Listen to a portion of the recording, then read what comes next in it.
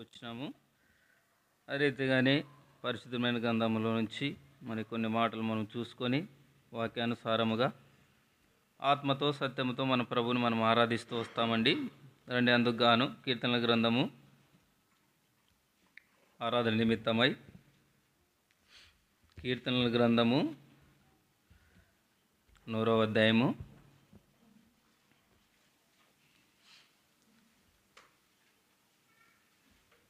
మొదటి నుంచి 5 వచనాలు మార్చి వాక్య భాగములు మనం స్పష్టంగా చదువుకుంటూ వస్తామండి.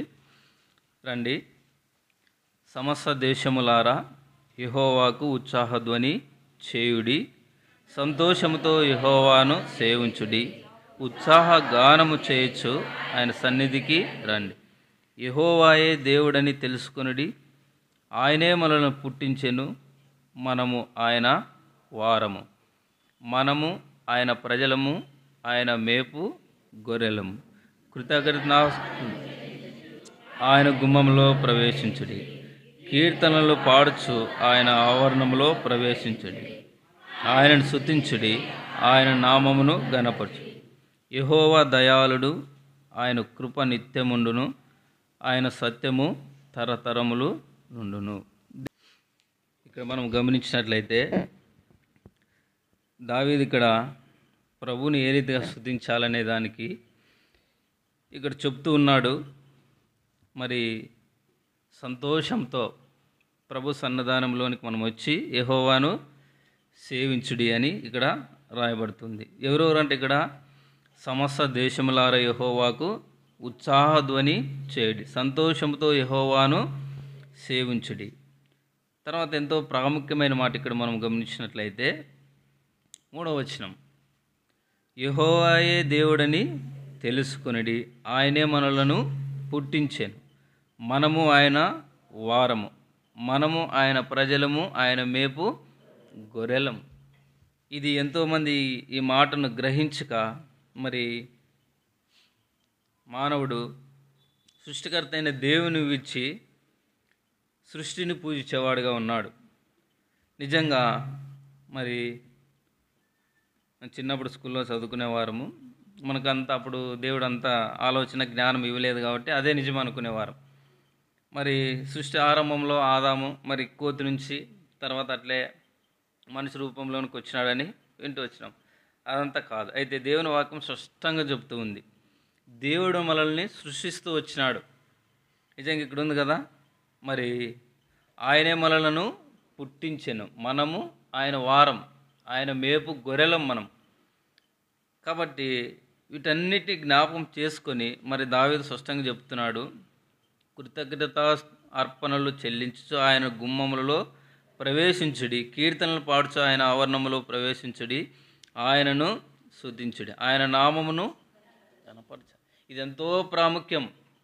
నిజంగా లోకంలో మనకు ఏదైనా ఒక సహాయం మనకు అందుతూ వచ్చినప్పుడు కృతజ్ఞతగా మనం మర్చిపోకుండా ఎన్నో సంవత్సరాల తర్వాత అయినా కూడా పలానా వ్యక్తి పలానా నాకు పని చేసినాడు అని చెప్పి ఆ వ్యక్తిని ఎంతో నిజంగా ఆయన రుణంలో ఉన్నాను, లేకపోతే ఆయన ఎంతో నేను ఆయనకు కృతజ్ఞుడనే ఉన్నానని మరి థ్యాంక్స్ చెప్పుకుంటూ రకాలుగా మనము ఆయనను పొగుడుతూ వస్తాం. అయితే ప్రభువు నిజంగా ఎన్నో గొప్ప కార్యాలు మన జీవితాల్లో చేస్తూ వచ్చినాడు. అందుకే మరి ఆయనను స్తుతించుడి, ఆయన నామమును ఘనపరచాలి. ఇది ఎంతో ప్రాముఖ్యం. నిజంగా ఆయన ఘనపరిచే విషయం అంటే సామాన్య విషయం కాదు. అంటే ఎంతోమందికి ఆయనను ఆరాధించడానికి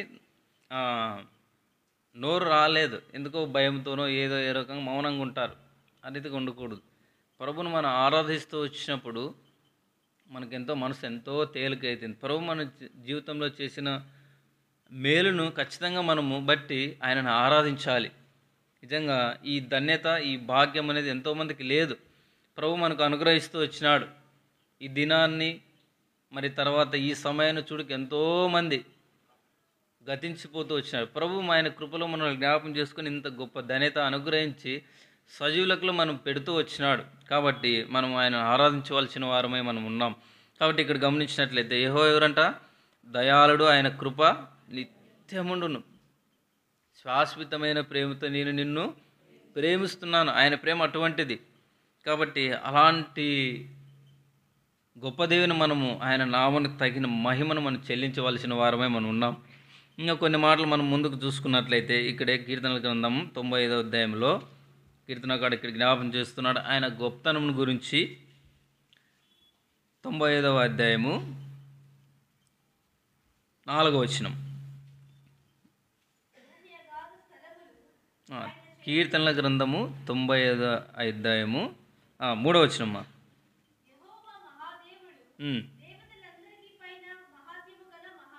గమనించినారా?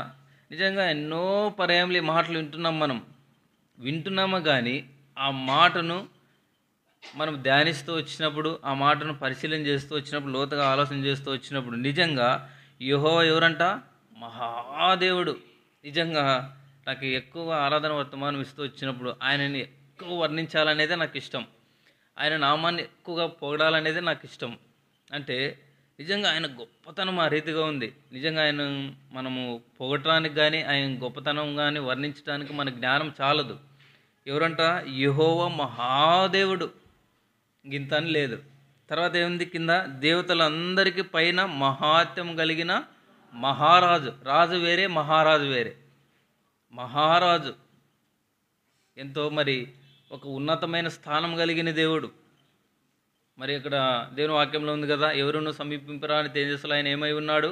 అమరత్వము కలిగి ఉన్నాడు. రాజులకు రాజు, ప్రభువులకు ప్రభు. చూసినారా?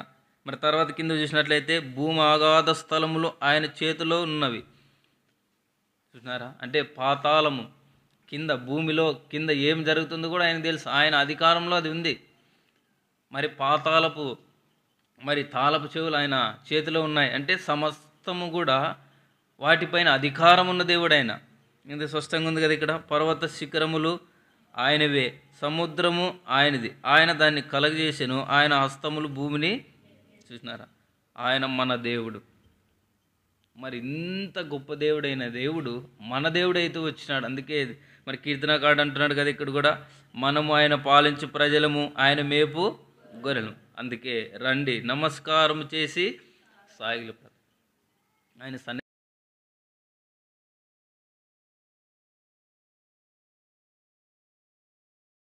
గల జనులు ధన్యులు.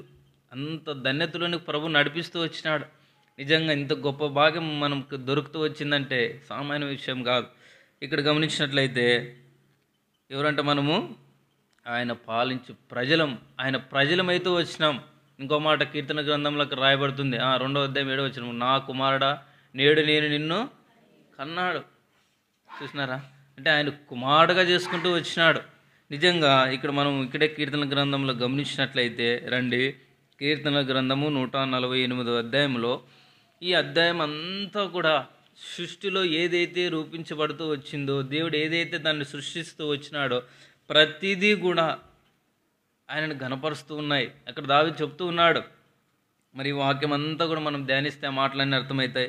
యెహోవాను స్తుతించుడి, ఆకాశ వాసులారా యెహోవాను స్తుతించుడి, ఉన్నత స్థలముల నివాసులారా ఆయనను స్తుతించుడి, ఆయన దూతలారా మీరందరూ ఆయనను స్తుతించుడి, ఆయన సైన్యములారా మీరందరూ ఆయనను స్తుతించుడి, సూర్యచంద్రులారా ఆయన స్తుతించుడి, కాంతి గల నక్షత్రములారా మీరందరూ ఆయనను స్తుతించుడి. ఈ రీతిగా మనం చూసుకున్నట్లయితే ప్రతిదీ. ఇక్కడ ఇంకో మాట ఉంది మరి 5వ వచనంలో, యెహోవా ఆజ్ఞ ఇయ్యగా అవి పుట్టెను, అవి యెహోవా నామమును స్తుతించునుగాక, ఆయన వాటిని నిత్య స్థాయువులుగా స్థిరపరిచి ఉన్నాడు, ఆయన వాటికి కట్టడ నియమించెను, ఏది దాన్ని అతిక్రమించలేదు. చూసినారా? ఏది కూడా అతిక్రమించలేదు. ప్రభు ఏదైతే ఆజ్ఞాపిస్తూ వచ్చినాడో, ఏదైతే సెలవిస్తూ వచ్చినాడో వాటి ప్రకారం అవన్నీ కూడా అట్లే ఉన్నాయి. తర్వాత కింద చూసినట్లయితే ప్రతిదీ భూమి మీద జీవించే ప్రతి జీవి కూడా, తర్వాత సూర్య చంద్రులు నక్షత్రాలు అంత మటుకే కాదు. ఇక్కడ ఉంది కదా మరి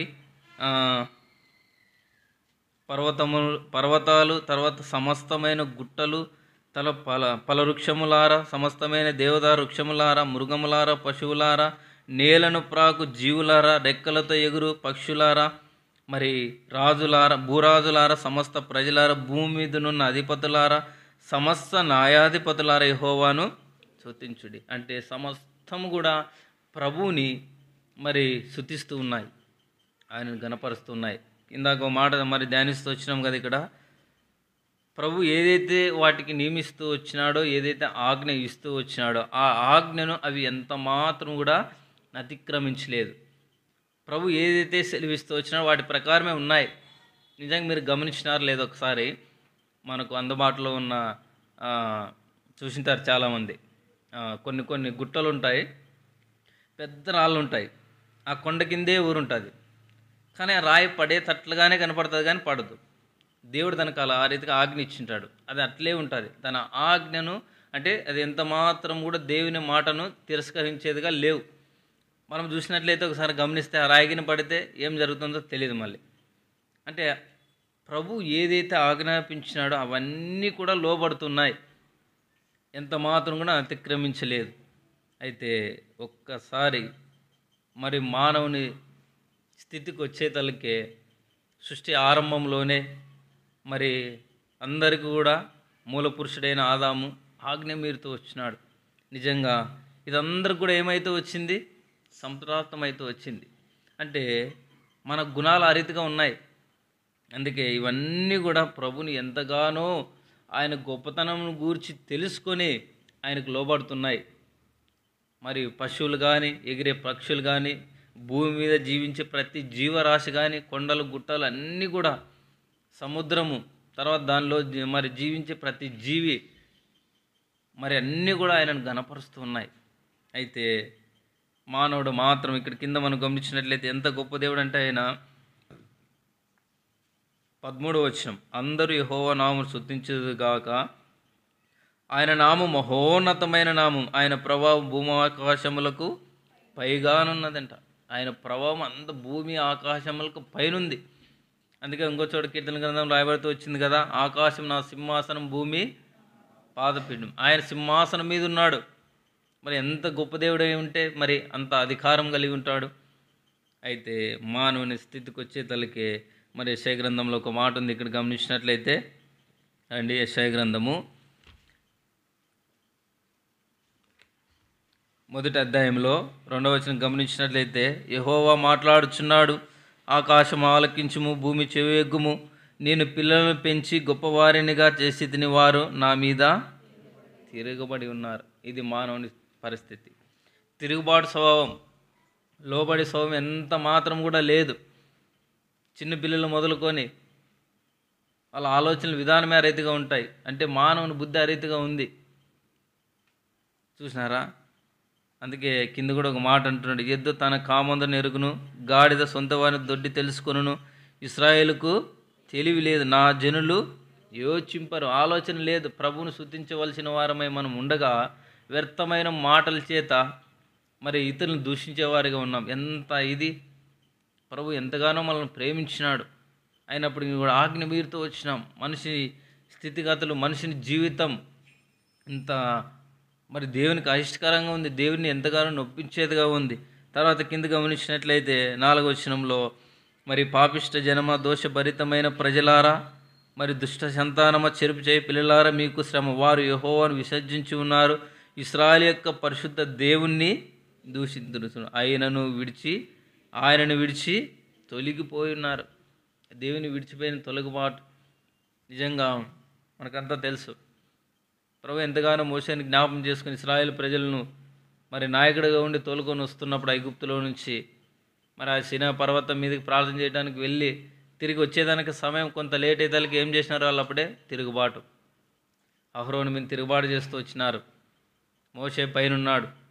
తర్వాత మరి వారితో ఉన్న బంగారంతా తీసుకొని మరి ఒక విగ్రహం తయారు చేసుకొని ఇదే మనల్ని విడిపించింది అన్నారు. అంటే ఎంత తిరుగుబాటు! ప్రభు వాళ్ళ కళ్ళ ముందు ఎన్నో అద్భుతములు చేసినప్పటికీ కూడా మనిషి స్వభావం ఎటువంటిదంటే తిరుగుబాటు స్వభావం. అందుకే ఎద్దు తన కామందిరును, గాడిద సొంతవాని దొడ్డిని తెలుసుకుని ఇశ్రాయేలుకు తెలివి లేదు, యోచింపరు, ఆలోచన చేయరు. స్పష్టంగా అందుకే చెప్తున్నాడు ఎంత తిరుగుబాటు. సృష్టిలో సృష్టింపబడిన ప్రతీది కూడా దేవుని ఆరాధిస్తూ ఉంటే, ఆయనను గణపరుస్తూ ఉంటే, మానవుడు మాత్రం తిరుగుబాటు. మరి ఇక్కడే మరి ప్రసంగి గ్రంథంలో కూడా ఒక మాట ఉంది. రండి, ప్రసంగి గ్రంథము 7వ అధ్యాయము 29వ వచనం. ఇది ఒకటి మాత్రం నేను కనుగొంటిని, ఏమనగా దేవుడు నరులను యథార్థవంతులనుగా పుట్టించను, కానీ వారు వివిధమైన తంత్రములు కల్పించుకొని ఉన్నారు. దేవుడు మనల్ని యథార్థవంతులుగానే పుట్టించినాడు. అయితే మనగా తంత్రములు కల్పించుకొని దేవుని ఎంతగానో మరి నొప్పించేవారిగా ఉన్నాం. అంటే మనుషుని జీవితం ఆ రీతిగా ఉంది. అంటే మనం ఆలోచన చేయాల్సిన విషయం ఏమిటంటే, సమస్తము కూడా ఇంత గొప్ప దేవునికి ప్రతి జీవి చిన్న సూక్ష్మ జీవితో సహా లోబడి ఆయనను ఆరాధిస్తున్నాయి, ఆయనను గణపరుస్తున్నాయి, స్తుతిస్తున్నాయి. అయితే మరి ఏది కూడా వాటి క్రమం తప్పకుండా నియమిస్తున్నాయి. మానవుని అంటే మన ఆలోచన విధానం, గుణగణాలు ఈ రీతిగా ఉన్నాయి. ఎంతో తిరుగుబాటు స్వభావం ఉంది.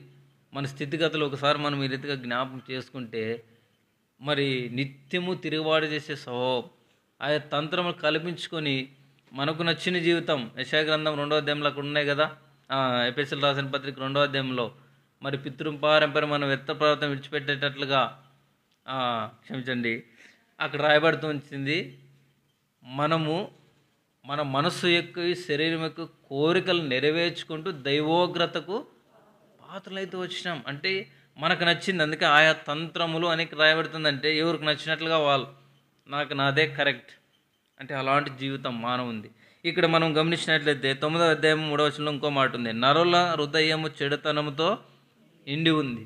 మధ్య భాగంలో అంటే నరుల హృదయం చెడుతనంతో నిండిపోయింది. మంచిది ఇక్కడే ఉంది కదా, యెషయా గ్రంథం 1వ అధ్యాయం 6వ వచనంలో, అరికాలు మొదలుకొని తల వరకు ఏం లేదంట, అంటే మంచితనం లేదు. ఇలాంటి స్థితి ఎందుకు మనం మన స్థితిగతులు జ్ఞాపం చేసుకుంటూ రావాలంటే, ఖచ్చితంగా మనం ఇది మన స్థితిని జ్ఞాపం చేసుకుంటూ వచ్చినప్పుడే మనము ప్రభుని అంత సంతోషంతో హృదయపూర్వకంగా ఆరాధించగలుగుతూ వస్తాం. ఎందుకంటే మన పరిస్థితి మనకు అర్థమైనప్పుడే ప్రభుని ఆరాధించడానికి ఇష్టపడుతూ వస్తాం. నిజమే ప్రభువా, ఇది నా బ్రతుకు, ఇది నా జీవితం, ఇలాంటి స్థితిలో నేనుంటి, మరి ఇట్టి పరిస్థితిలో నన్ను కూడా ఇంతగా ప్రేమించడానికి ఇష్టపడుతూ వచ్చినావా, సర్వ సృష్టికి కూడా ఆయన ఆది సంభూతుడై ఉన్నాడు. మరి ఇంత గొప్ప దేవుని మనము ఎరిగి కూడా ఆరాధించలేకపోతే, మరి ఆయనను మరి ఇక్కడ ఆదికాండంలో కూడా మరి 6వ అధ్యాయం 5వ వచనంలో అక్కడ ఉన్నాయి ఆ మాటలు, నరులు చెడుతనం ఏమైందంటే భూమి మీద గొప్పదైపోయింది. తర్వాత వారికి ఎవరికి నచ్చినట్లుగా వాళ్ళు, దేవుడు అక్కడ ఆ మాటలు చూస్తూ వచ్చినప్పుడు మనుషుల్ని ఎందుకు గాంగా పుట్టిస్తున్నానని దేవుడు మనసు నచ్చుకున్నాడు. మరి ఎంతగా ఆయనను ఇబ్బంది పెట్టింటాం. మన పిల్లలు మన మాట వినకపోతే, ఆ పిల్లలు మనకు లోబడకపోతే మనం ఎంత బాధపడతాం. జన్మించిన తల్లిదండ్రులకే ఇంత బాధ కలుగజేస్తూ వచ్చినప్పుడు, మనల్ని సృష్టించిన దేవుడు ఆయన, సృష్టికర్త అయిన తండ్రి, ఆయన మనల్ని ఎంతో ప్రేమించినాడు. ఇంత అని లేదు, ఇంతగా ప్రేమించినాడు. సమస్తాన్ని మాట చేత కలుగజేస్తూ వచ్చినప్పటికీ కూడా మానవుని మాత్రం ఆయన చేతులతో మరి ఎంతగానో మరి నిర్మిస్తూ వచ్చినాడు. మరి ఆయన గాలి ఊదుతూ వచ్చినప్పుడు నరుడు జీవాత్మైన ఆ మాటలకు రాయబడుతూ వచ్చినాయి. అంటే ఎంత ప్రేమ కలిగి ప్రభు మనల్ని ప్రేమిస్తూ వచ్చినాడు. అయినప్పుడు మనం ఏం చేస్తున్నాం, మన స్వభావం ఎటువంటిది, తిరుగుబాటు, ప్రభుని నొప్పించే పరిస్థితి ఏమాత్రం లేదు. ఇక్కడే మరి ప్రసంగి గ్రంథంలో ఇంకో మాట ఉంది, 7వ అధ్యాయం 20వ వచనం, పాపము చేయక మేలు చేయుచుండు నీతిమంతుడు భూమి మీద ఒక్కడైనా లేడంట. మంచి చేయాలనే ఆలోచన కానీ, మంచిగా ఉందాం అనే విధానం కానీ లేదు. పాపము చేయక మేలు చేయుచుండు భూమి మీద మనుషుడు ఒక్కరు లేరు. అయినప్పటికీ కూడా ప్రభు నిన్ను నన్ను ప్రేమించడానికి ఇష్టపడుతూ వచ్చినాడు. అది ఆయన ప్రేమ. చూసినారా? మరి ఇక్కడ మనం కొన్ని మాటలు మనం గమనించినట్లయితే, హోషేయ గ్రంథము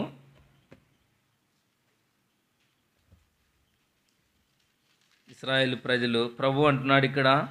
అయినప్పటికీ కూడా మరి 6వ అధ్యాయము 6వ వచనం, నేను బలిని కోరను కానీ కనికరమునే కోరుచున్నాను. కనికరము కలిగిన దేవుడు. ఇందాక ఒక మాట చూసుకుంటూ వచ్చినాం కదా, యెహోవా ఎవరంట, దయాళుడు, ఆయన కృప నిత్యమును దయగలిగిన దేవుడు. కనుకనే మనం ఇంత తిరుగుబాటు చేసినా, ఇలాంటి పాప స్థితిలో పడిపోయి చెడిపోయి జీవిస్తున్నప్పటికీ కూడా ప్రభు మనల్ని ప్రేమించడానికి ఇష్టపడుతూ వచ్చినాడు. అది ఆయన గొప్పతనం.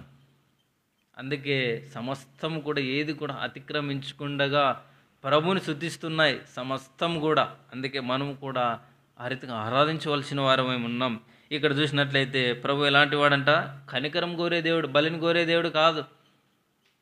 ఇక్కడ ఈ మాటలన్నీ ఇక్కడ ఉన్నాయి. 4వ అధ్యాయంలో మనం గమనించినట్లయితే, ఇశ్రాయేలారా యెహోవా మాట ఆలకించుడి, సత్యమును కనికరమును దేవుని గురించిన జ్ఞానమును దేశమందు లేకపోవట చూసి యెహోవా మరి దేశ నివాసులతో వ్యాజ్యం ఆడుచున్నాడు. ఎట్లున్నారంటే మన స్థితిగతులు, అబద్ధ సాక్ష్యము, మరి పలుకుటయు, అబద్ధం ఆడుటయు, నరహత్య చేయుటయు, దొంగిలించుటయు, వ్యభిచరించుటయు ఏమైనాయంట, ఒక అలవాటు అయిపోయింది. చిన్న పిల్లు మొదలుకొని వృద్ధాపంలో ఉన్నవారు, అంటే మానవుని ఆలోచన విధానం ఒక వాడక, ఒక అలవాట. అవును, ఇది చేయొచ్చా చేయకూడదా, ప్రభు స్పష్టంగా మరి చెలివిచ్చినప్పుడు నువ్వు కూడా లోబడిన పరిస్థితి. అందుకే యెషయా గ్రంథంలో అరికాలు మొదలుకొని తల వరకు స్వస్థ కొంచెమైనా కూడా లేదు. ఇది మన స్థితిగతి. అయినప్పుడు ప్రభు కనికరాన్నే కోరుతున్నాడు. మన పాప దోషములను బట్టి మనం నశించి నిత్య నరకానికి వెళ్ళటకు ఆయనకి ఇష్టం లేదు. ఎందుకంటే ఆయన పిల్లలను మనం, నా కుమారుడా నేడు నేను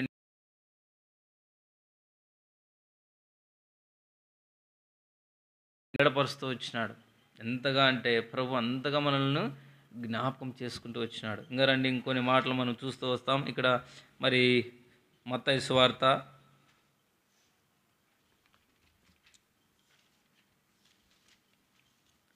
9వ అధ్యాయము, ఇక్కడ కూడా ఒక మాట ఉంటున్నాడు. 13వ వచనం, అయితే నేను పాపులను పిలువచ్చితిని కానీ నీతిమంతులను పిలువ రాలేదు, గనుక కనికరమునే కోరుచున్నాను కానీ బలిని కోరను. చూసినారా, కనికరమునే కోరుతున్నాడు.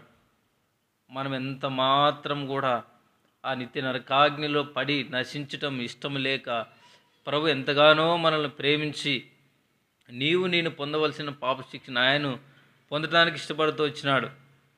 మరి అక్కడ యెషయా గ్రంథంలో ఆ మాటలు 53వ అధ్యాయంలో ఉన్నాయి కదా, మన అతిక్రమలను బట్టి మన దోషములు బట్టి ఆయన ఏం చేస్తూ వచ్చినాడు, నల్లగొట్టబడుతూ వచ్చినాడు. ఆయన మీద వేసుకున్నాడు మన పాప దోషములన్నిటినీ కూడా. అంటే ప్రభు అంతగా ఆయన కనికరాన్ని వెల్లడపరుస్తూ వచ్చినాడు. ఆయన కృపా కనికరము కలిగిన దేవుడు. నిజంగా మరి ఆయన చేసిన మేలును మనం ఒక్కసారి తలబోసుకుంటే, అందుకే దావీదు ఊరికే అనలేదు ఆ మాటలు, రండి ఆయన సన్నిధానానికి రండి, ఆయన ఎంతో గొప్ప దేవుడు, యెహోవా దయాళుడు, ఆయన కృప నిరంతరముండు నిత్యముండును. తర్వాత మరి కీర్తన గ్రంథం 103వ అధ్యాయంలో కూడా మాటలు ఉన్నాయి కదా, తన ప్రాణంతో యెహోవాను, నా ప్రాణమా యెహోవాను సన్నుతించు, నా అంతరంగమున్న సమస్తమా ఆయన పరిశుద్ధ నామమును సన్నుతి. ఆయన చేసిన ఉపకారాలను దేనిని మరొకమని తన ప్రాణముతో, అదే ఆత్మతో సత్యముతో ఆరాధించే ఆరాధన. ఏదో నేర్చుకున్న మాటలు కాదు. కానీ ఎందుకు మన స్థితిగతులను ఇంతగా వివరించుకోవాల్సి వచ్చిందంటే, మన స్థితిగతి తెలిసినప్పుడే అంతగా మనం దేవుని ఆరాధిస్తాం. నిజమే, నా బ్రతుకు ఇది, ఇలాంటి పరిస్థితిలో నేను ఉంటున్నాను కదా ప్రభు, ఎంతగా నన్ను ప్రేమిస్తేవి.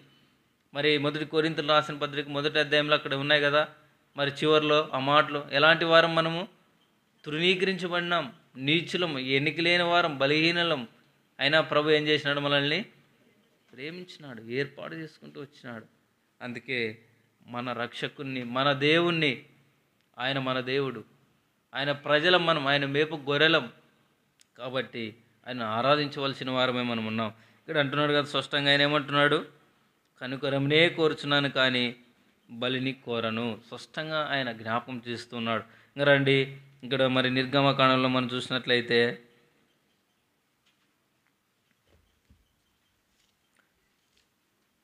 34వ అధ్యాయము, ఇక్కడ ప్రభు ఆ మాట ఇక్కడ చెప్తూ ఉన్నాడు.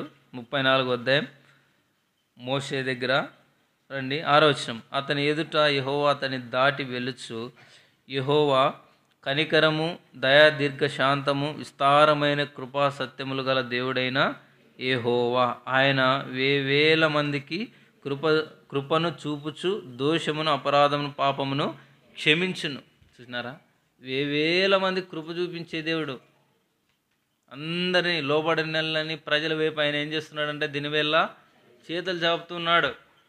ఎందుకంటే మనం కూడా ఒకప్పుడు మనకిష్టమైన త్రోవకు తొలగిపోతూ వచ్చిన వారం. అయితే దేవుడు మన మనోద్రములు వెలిగించడం ద్వారా ప్రభు వైపు మరలుతూ వచ్చినాం, ప్రభు మనల్ని జ్ఞాపకం చేసుకోవటం బట్టి. అయితే ఆయన నిజంగా విస్తారమైన కృప మరి సత్యములు గల దేవుడైన యెహోవా ఆయన, కనికరం కలిగిన దేవుడు. మరి ఇలాంటి దేవుడు మన దేవుడు అయితే వచ్చినాడు. ఎంత కనికరం కలిగి ఉంటే మరి ఎంత మాత్రం కూడా దేవుని భయం లేక లోబడిని మన మీద కూడా దేవుని ప్రేమ ఆయన ఎంతగా చూపిస్తూ వస్తాడు. కాబట్టి ఆయన అందుకే మనము హృదయపూర్వకంతో ఆరాధించవలసిన వారమై మనం ఉన్నాం. రండి, ఇక్కడ మొదటి పేతురులో చూసినట్లయితే, మొదటి పేతురు రాసిన పత్రిక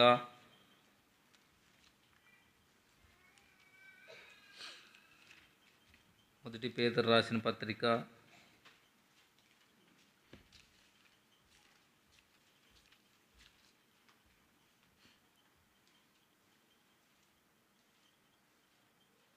ఇక్కడ ఒక మాట ఉంది. ఇక్కడ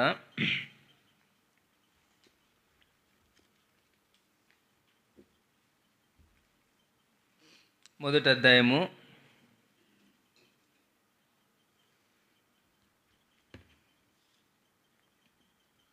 3-4 వచనాల్లో ఈ మాట, ప్రభు ఆయన కనికరాన్ని మన ఎడల ఎంతగా వెల్లడిపరుస్తూ వచ్చినాడంటే, రండి చదవండి ఎవరైనా. మొదటి అధ్యాయం 3వ వచనం.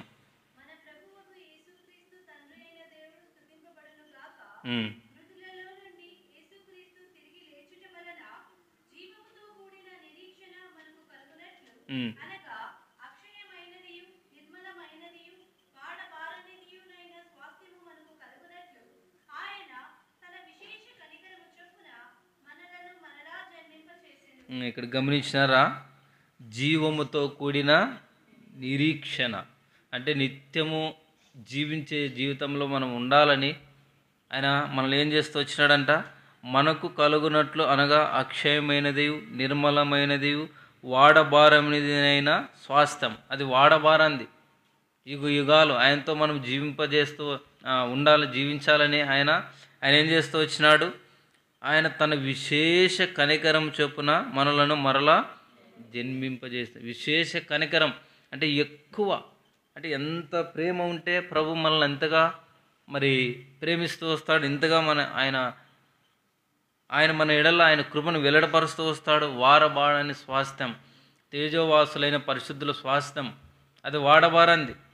ఇక్కడ ఎంత ఉన్నా ఒక సమయం వచ్చిన తర్వాత అది తన స్థితిలో ఆ స్థానంలో ఉండదు, గతించిపోతుంది. అయితే ఇక్కడ స్పష్టంగా ప్రభు చెప్తున్నాడు, జీవంతో కూడిన నిరీక్షణ ప్రభు మనకు కలగజేయటి నిమిత్తమై మరి అక్షయమైనది, నిర్మలమైనది, వాడబారం మరి బారనిది నైన స్వాస్థ్యం మనకు కలుగునట్లు ఆయన తన విశేష కనికరం చొప్పున మనల్ని మరలా జన్మింపజేస్తూ వచ్చినాడు.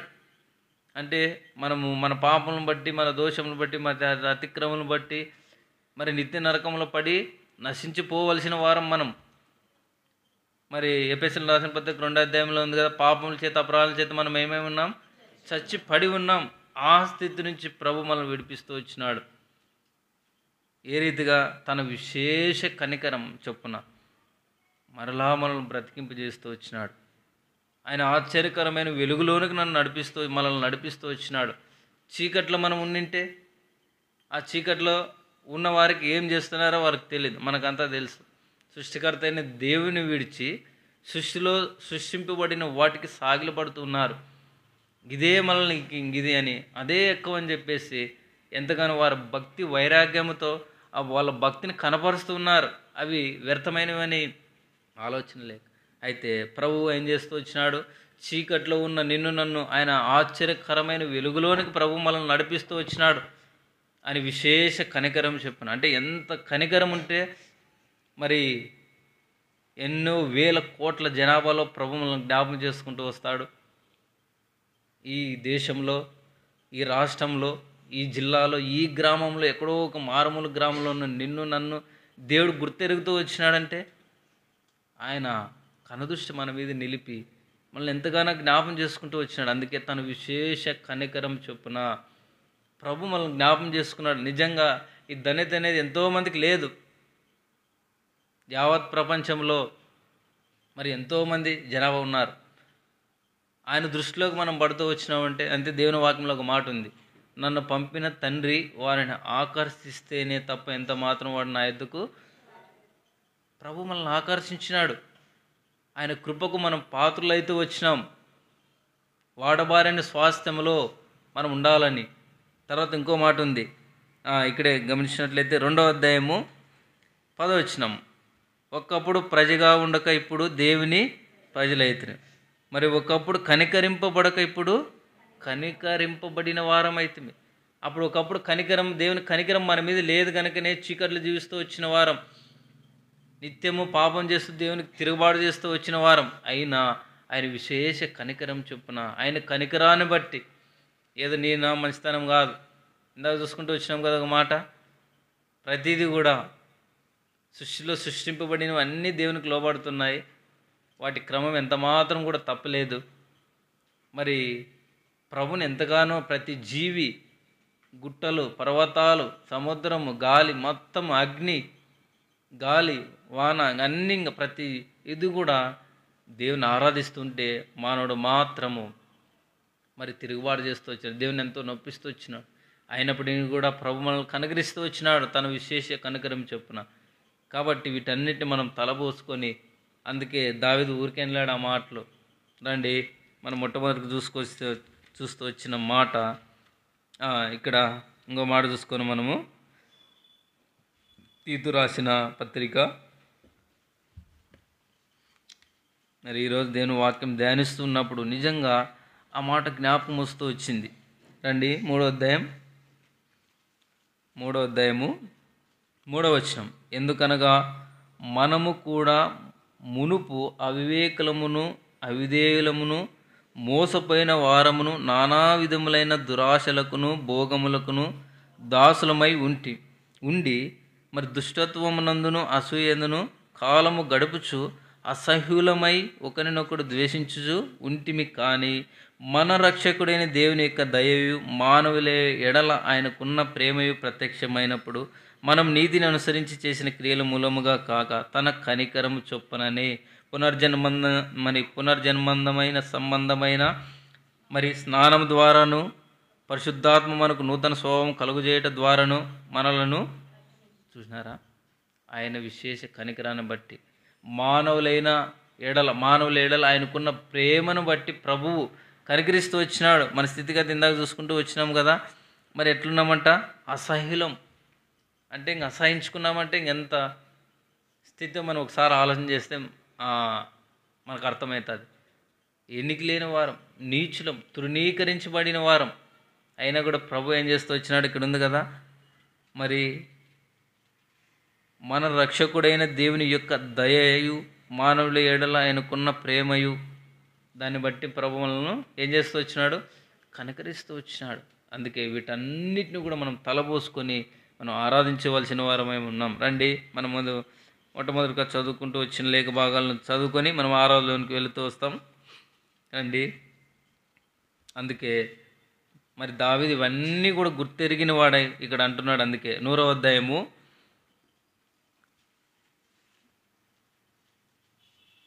1 నుంచి 5 వచనాలు కలిసి వాక్య భాగాలన్నింటినీ కూడా మనం చదువుకుంటూ వస్తామండి. సమస్త దేశములారా యెహోవాకు ఉత్సాహధ్వని చేయడి, సంతోషముతో యెహోవాను స్తుతించిడి, ఉత్సాహ గానము చేయొచ్చు ఆయన సన్నిధికి రండి. యెహోవాయే దేవుడని తెలుసుకొనండి, ఆయనే మనల్ని పుట్టించెను, మనము ఆయన వారం, మనము ఆయన ప్రజలము, ఆయన మేపు గొర్రెలము. కృతజ్ఞతార్పణలు చెల్లించుచు ఆయన గుమ్మములలో ప్రవేశించుడి, కీర్తనలు పాడుచు ఆయన ఆవరణంలో ప్రవేశించుడి, ఆయనను స్తుతించుడి, ఆయన నామమును ఘనపరచుడి. యెహోవా దయాళుడు, ఆయన కృప నిత్యముండు, ఆయన సత్యము తరతరములను. అందుకే ఇవన్నీ కూడా దావీదు చెప్తున్నాడు, చూసినారా. కాబట్టి ఇట్టి సంతోషం కలిగిన వారమై, మరి చెప్పనా సఖ్యం కానీ మహాయుక్తమైన సంతోషం అది ఎవరు ఇవ్వలేంది. ప్రభు మనకు రక్షణ కలుగజేస్తూ వచ్చిన విధానాన్ని బట్టి మనం కూడా ఎంతో సంతోషంతో ఆయన చేసిన ఉపకారములన్నిటిని కూడా మనం తలపోసుకొని మన రక్షకుని మన ప్రభుని మనం ఆరాధిస్తూ వచ్చినప్పుడు నిజంగా ప్రభు ఎంతగానో సంతోషించేవాడిగా ఉన్నాడు. కాబట్టి ఇట్టి అనుభవం కలిగిన వారమై మన రక్షకుని మనము ఆరాధిస్తూ వస్తాం. దేవుడి మాటలు దీవించు.